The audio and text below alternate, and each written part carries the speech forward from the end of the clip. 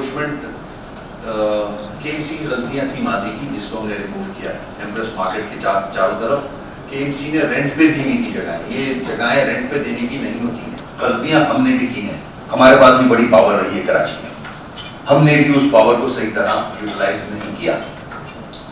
हमारी गलतियां हुई हैं, बिल्कुल हुई हैं, हम उससे सबक सीख रहे हैं, वो नहीं दोहराना चाहते। जहां तक फेडरल गवर्नमेंट का ताल्लुक है और सिंध गवर्नमेंट का ताल्लुक है, कोई भी इस शहर को ओन नहीं करता। मकामी होटल में रोटरी क्लब कराची के ज़ेरे एहतमाम मुनक़िदा प्रोग्राम से खिताब करते हुए मेयर कराची ने कहा है कि कराची मुल्क का वाहिद शहर है जहां सियासी फायदे के लिए शहर को 6 डिस्ट्रिक्ट में तकसीम करके हुकूमत सिंध ने अपनी तहवील में ले लिया और मेयर को इख्तियारात से महरूम करके शहर में तरक्याती कामों और शहरियों की खिदमत से रोक दिया गया। जो 2013 का एक्ट गवर्नमेंट ऑफ सिंध ने बनाया, वो इम्प्लीमेंट हो रहा है इस वक्त पूरे सिंध में। अफसोस से साथ कहना पड़ता है कि ये सिस्टम मेरी नज़र में बिल्कुल नाकाम हो चुका है। इस सिस्टम को, बल्कि मैंने तो यहाँ तक कहा कि नेक्स्ट बलदियाती इंतखाबात नहीं होने चाहिए अगर यही इख्तियार हैं। मेरा एक्सपीरियंस है वो मैं आपसे शेयर कर रहा हूँ। 28 साल मैंने जो मुश्किलात झेली, आज भी झेल रहा हूँ बिकॉज ऑफ द सिस्टम। आप डिलीवर कर ही नहीं सकते। मैंने वज़ीर आला सिंध समेत वज़ीर आज़म पाकिस्तान से दरख्वास्त की कि कराची के मसाइल के हल पर तवज्जो दी जाए, मगर ज़मानी जमा खर्च से आगे बात नहीं बढ़ती। इमरान खान साहब चाहते जरूर हैं कि कराची डेवलप हो। मेरी उनसे भी 2-3 मीटिंग हुई है कराची की। उनकी बॉडी लैंग्वेज, उनकी बातें, वो चाहते हैं कि फौरन कराची के इशूज रिजॉल्व हो जाए, मगर बहुत मुश्किल काम है। 18th अमेंडमेंट अगर उसकी स्पिरिट के मुताबिक हम चलते आगे तो बहुत फायदेमंद है।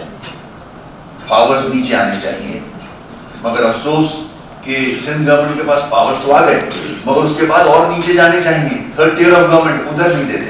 इवन लाड़काना का चेयरमैन मुझे कॉल करता है कि हम क्या करें, हमारे पास कोई पावर्स नहीं। मैं पीपल्स पार्टी के चेयरमैन की बात कर रहा हूँ जो वहां से इलेक्ट होता है, वो भी मुश्किल में, वो भी तंग आए हैं। उन्होंने कहा कि हुकूमत सिंध हमारे ऑक्ट्रॉय टैक्स के तयशुदा हिस्से से 40 करोड़ रुपए से जायद माहाना काटती है, जबकि रेवेन्यू के महकमे भी अपनी तहवील में ले रखे हैं, जिसकी वजह से केएमसी माली बहरान का शिकार है। जितने भी रेवेन्यू जनरेट करते हैं डिपार्टमेंट, वो सिंध गवर्नमेंट ने अपने पास रखे हैं क्योंकि उनको रेवेन्यू से बहुत प्यार है। ये वजह है सिर्फ। Solid waste management board, disposal of garbage, पूरी दुनिया में म्युनिसिपैलिटी का फंक्शन है।